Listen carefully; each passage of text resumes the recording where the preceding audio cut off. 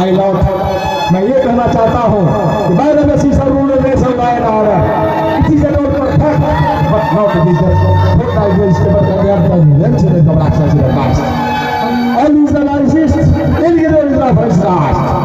So, I come to you and that, Mr. Rocky एवं हमारे principal साहब बिल्कुल निर्दोष है, कहीं कोई गलती नहीं है।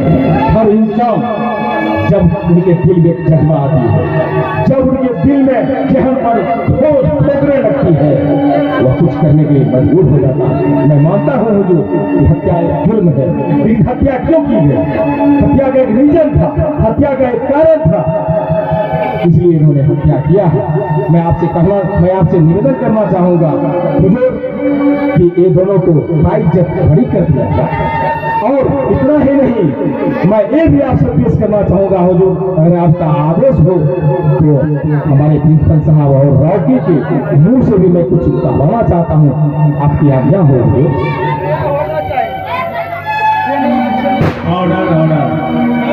माय लॉर्ड हुजूर, और हम ये हमारे प्रिंसिपल साहब हैं, कुछ अपनी बातें बताएंगे कि दास्तां बताएंगे कि क्यों मजबूर होकर क्यों ही बदमाश बने, क्यों हत्या की। जब रॉकी के साथ अन्याय हुआ तो मेरे साथ तो पूर्व में हो चुका था और मैं प्रिंसिपल से जग्गा डाकू बन गया, लेकिन जब रॉकी के साथ अन्याय हुआ तो रॉकी भी इस गिरोह में आया और रॉकी खुद बताएंगे जज साहब के सामने कि यह अपना कलम क्यों तोड़े।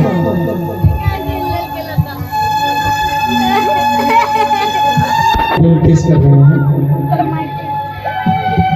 हाँ, मैं एक मुजरिम हूँ, जुल्म की काली दुनिया का बेताज बादशाह हूँ मैं। लोग मेरे नाम से भी कांपते हैं। मैं जानता हूँ ये नीचे बैठे लोग मेरे नाम से भी नफरत करते हैं, लेकिन जज साहब, मैं आपको एक बात कर देना चाहता हूँ कि कोई चोर अपनी खुशी से चोरी नहीं करता, डाकू अपनी खुशी से डाका नहीं डालता, और कोई तवायफ अपनी खुशी से अपना जिस्म नहीं डालता। वक्त और हालात इंसान को मजबूर कर देते हैं बुरा करने पर। इसलिए मैंने कलम तोड़ा और बंदूक का दामन थाम लिया, क्योंकि मुझे इंसाफ चाहिए था।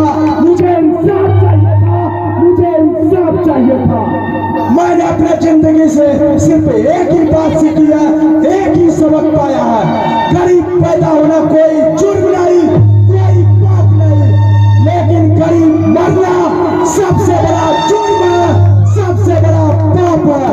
इनकलाब जिंदाबाद। अब जैसा इस सारे वृत्तांत को जानने के बाद हम लोग तो मुजरिम जरूर थे, हम लोगों को ऐसा कदम सामाजिक स्तर पर नहीं भी उठाना था। अगर हम लोग ऐसा किए मजबूरी बस, तो अब आपके हाथ में है। अगर हम लोग न्याय के लिए लड़े हैं तो आप मुझे न्याय देने का काम करें, नहीं तो आपकी जैसी इच्छा होगी वो हम बनने के लिए तैयार है।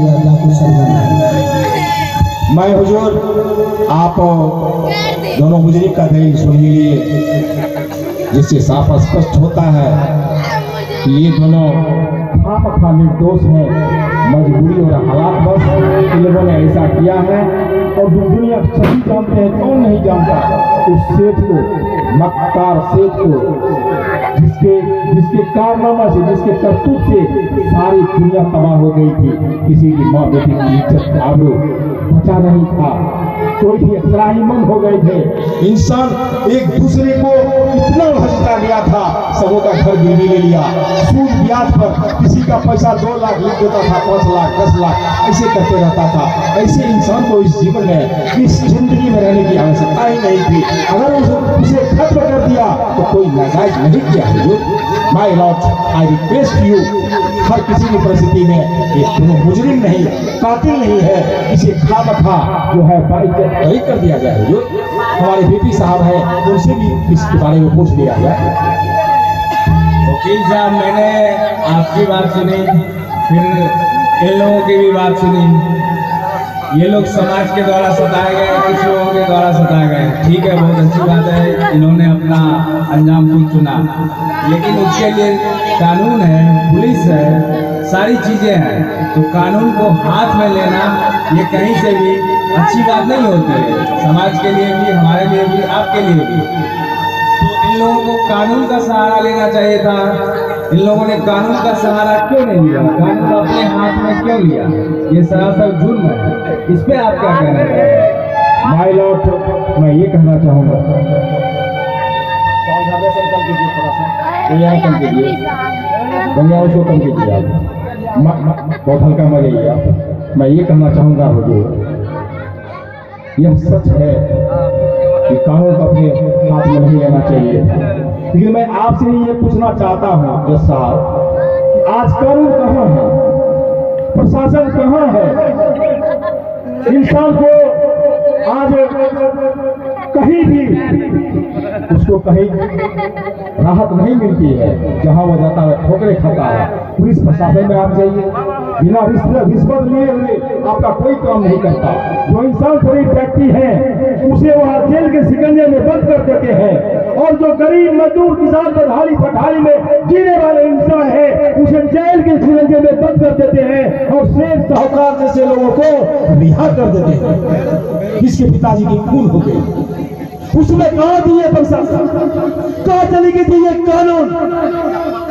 जिसमें इसके पिताजी की हत्या हुई, कहाँ कोई मुकदमा दर्ज हुआ? कहाँ 302 की मुकदमा हुई? कोई नोटिस नहीं ली गई, कोई थाना, कोई प्रशासन, कोई एसपी, कोई डीएसपी नहीं आई। चली गई है, ठप हो गई है ये प्रशासन। आप किस प्रशासन की बात करते हैं हुजूर? कोई प्रशासन नहीं है, कोई कानून नहीं है, ये अंधा कानून है। इसलिए लोगों को मजबूर होकर के अंधा कानून के चलते इन लोगों ने यह कदम अपने हाथों में उठाया और बड़ा का कर्जा लगा। इसलिए मैं आपसे पूरा रिक्वेस्ट करना चाहता हूँ, इन लोगों को बड़ी जल्दी बरी कर दिया जाए। इस पर फिर आपकी जैसी आ गया।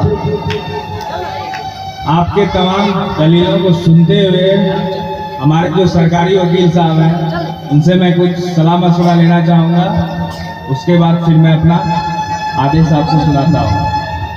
जब साहब ये लोग बात तो सही कर रहे हैं, लेकिन मैं पूछना चाहता हूँ, क्या जब इनके पिताजी का मौत हुआ तब ये लोग कानून के पास आए थे कि कानून उसके पास जाए? मैं वकील साहब से बात पूछना चाहता हूँ,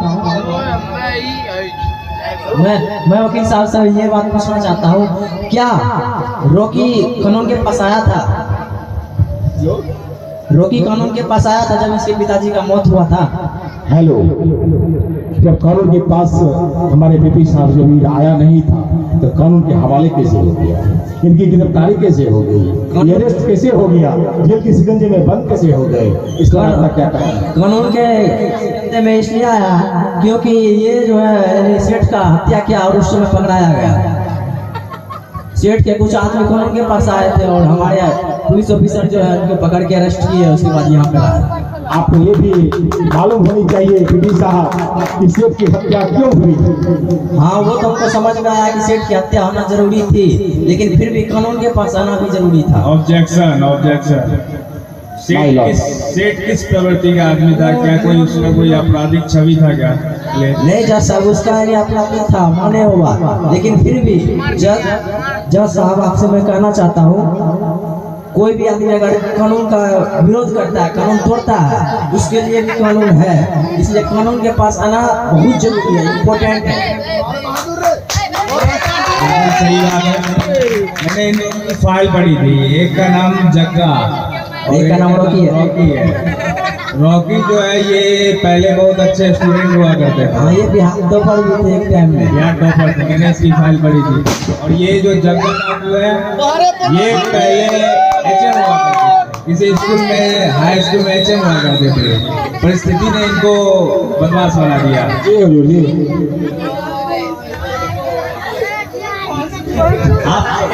आप दोनों की बात मैंने सुन ली। सारी बातों को मद्देनजर रखते हुए, सारी दलीलों के सुनते हुए मैं फैसला सुनाता हूँ। गुनाह तो इन्होंने किया है तो सजा तो मिलनी चाहिए। जी माय लॉर्ड, ये है कि परिस्थिति के अनुरूप इन्होंने गुनाह किया है तो सजा मैं थोड़ी कम कर देता हूँ। जी जी जी, लेकिन जब तक इन लोगों की सजा मैं कम कर देता हूँ तब तक इन्हें सुधार गृह में रखा जाए, क्योंकि ये इनका जो छवि है वो आपराधिक छवि हो चुका है। तो सुधार करने के लिए कुछ दिन तो जेल में रहना पड़ेगा आपको। तमाम मुद्दे नजर को रखते हुए इनकी सजा कम करके 1 साल की सुनाई जाती है और उसके बाद इन्हें बाइज्जत बरी किया जाता है। और हमारे दरबार साहब कुछ कहना चाहते हैं, मतलब बोलिए। चलिए जज साहब, अगर रॉकी और जग्गा जैसे बदमाश हमारे बिहार में रहेंगे तो बिहार को बहुत बड़ा नुकसान हो सकता है। आज से कुछ दिन पहले जैसे रॉकी और जग्गा जैसे बदमाश जो है पूरे बिहार में अपना खौफ पैदा कर रखा था, अच्छे भले आदमी तक को सही से जीने का समय नहीं दे पाता था। और मैं जज साहब से यही रिक्वेस्ट करूंगा कि रोगी और जग्गा जैसे बदमाश अगर बिहार में रहेंगे तो बिहार का व्यक्ति कभी सलामत नहीं रहेगा। इसलिए हमारी यही अपील है कि रोगी और जग्गा जैसे बदमाश को सजा मिलनी ही चाहिए। Objection overruled. ये बोलना चाहता हूँ, ठीक है इन्होंने गुनाह किया है, यदि ये फिर से गुनाह करेंगे तो उसके लिए हम बैठे हैं, आप बैठे हैं। गुनाह करेंगे फिर उठा के डाल देंगे और अब की बार ऐसा डालेंगे कि गुनाह करना भूल जाएगा सदा के लिए। क्या समझे? एक मौका भगवान भी देता है तो एक मौका हम दे रहे हैं, इनकी सजा कम कर रहे हैं, लेकिन एक मौका देते हैं इन्हें कि ये पुनः जिस लायक थे, जिस विभाग में थे उस विभाग को पुनः ज्वाइन करे, समाज के लिए कुछ भला करे, क्राइम ना फैलाए समाज में, क्योंकि क्राइम से कभी भी किसी समस्या का हल नहीं होता है। लास्ट में आपको कानून के पास जाना ही पड़ेगा। तो ठीक है, इनकी सजा कब कर दी गई है? सजा तो कम कर दी है, लेकिन मैं ये चाहता हूँ जज साहब कि ये दोनों जो मुजरिम है ये प्रण ले लें कि आज से ऐसा कर्म फिर नहीं करेंगे, किसी को नहीं मारेंगे। बिल्कुल बिल्कुल, ये प्रण भी लेंगे अभी और ये माफी भी मांगेंगे, समाज के सामने सबसे माफी मांगेंगे और प्रण भी लेंगे। उसके बाद इन्हें बाइज्जत बरी किया जाएगा। मैं जज साहब के सरकारी वकील और वकील साहब और एएसआई महोदय के दलीलों को मैं भी सुना। ये लोग भी अच्छी तरह से जान चुके हैं कि हम लोग जन्म से बदमाश नहीं थे। पूर्व में मेरे इतिहास को भी देखा जाए जज साहब, एएसआई महोदय और सरकारी वकील साहब प्रति महोदय, हम लोगों को हालात बदमाश बनाया था। बदमाशी करना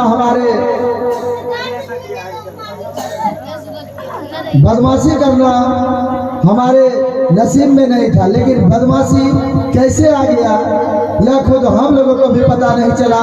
और आज जब ऐसी बातें आई है कि पुनः यह ऐसा नहीं करेंगे तो हम लोग क्यों ऐसा करेंगे? मैं पुनः अपने विभाग में जाऊंगा। मैं आपका भी सादर अभिनंदन करता हूं कि आपके जैसे जज हो जो कि इस हालात को देखते हुए हम लोगों के सजा को कम कराया और हम लोगों को पुनः एक अच्छी जिंदगी जीने का मौका दिया।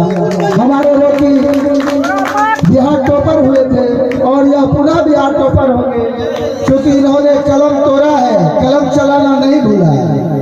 अभी भी यह कलम चला सकते हैं और समाज में इस शिक्षा के बदौलत एक अलग जगा सकते हैं और सरकारी कुर्सी पर आप ही के तरह जो साहब यह भी विराजमान हो सकते हैं जो इतिहास देख रहा है। मैं तो प्रिंसिपल था, प्रिंसिपल हूँ, हालात मुझे जग्गा बनाया और आज अगर मैं जग्गा नहीं होता तो रोकी का साथ कौन देता और वैसे सेठ को कैसे मार पाता यह। इसीलिए जग्गा की भी आवश्यकता है इस संसार में, इसीलिए वक्त के कारण मुझे जग्गा करना पड़ा। और मैं पुनः आप लोगों को विश्वास दिलाता हूँ कि आज के बाद कभी जीवन में बंदूक नहीं उठाऊंगा, चाहे परिस्थिति जैसे भी हो, और पुनः मैं अपने पद पर योगदान लूंगा अगर आपकी इच्छा होता है। क्योंकि आपको इस विभाग में एक आवेदन देना होगा, आपको मेरे हालात के बारे में बताना होगा कि यह डाकू नहीं था, परिस्थिति बस यह डाकू मिला।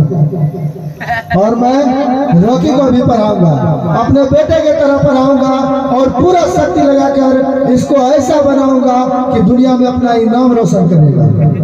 मैं रोकी को भी मौका देता हूँ अपने सफाई में कुछ कहे। जैसा कि आपने हम लोगों को बंदूक छोड़ के फिर से कलम का दामन थामने का एक सुनहरा अवसर दिया है, ये हम लोगों के लिए पुनर्जीवन से कम नहीं है। मैं आपको आश्वासन देता हूँ कि मैं फिर से बंदूक छोड़कर कलम का दामन थामूंगा और मैं कोशिश करूंगा किसी भी हालात में मैं फिर से कलम ना तोड़ूं और फिर से बंदूक ना थामूं।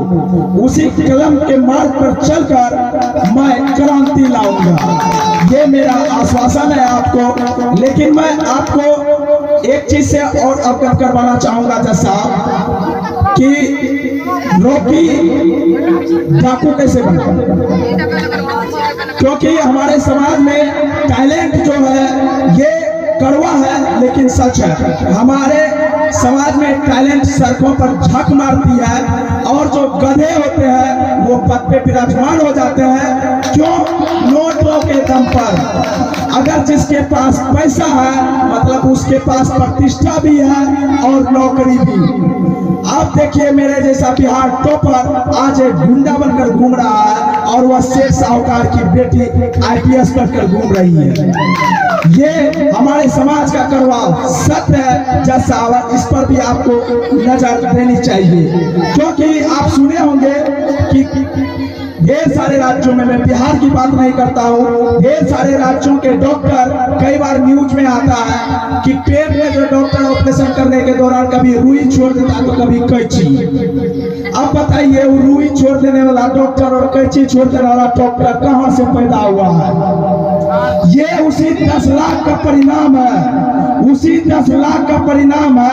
अगर 590 अंक लाने वाला रोडों पर झक मार रहा और 320 अंक लाने वाला डॉक्टर बनेगा, तब तक पेशेंट के पेट में रुई और कैंची छोड़ा जाएगा। The court is adjourned. Thank you. और अदालत की कार्रवाई अभी यहाँ समाप्त की जाती है। अब फिर हम लोग आगे मिलते हैं समर्पण में, और आप लोग शांति बनाए रखें। जय हिंद, जय भारत।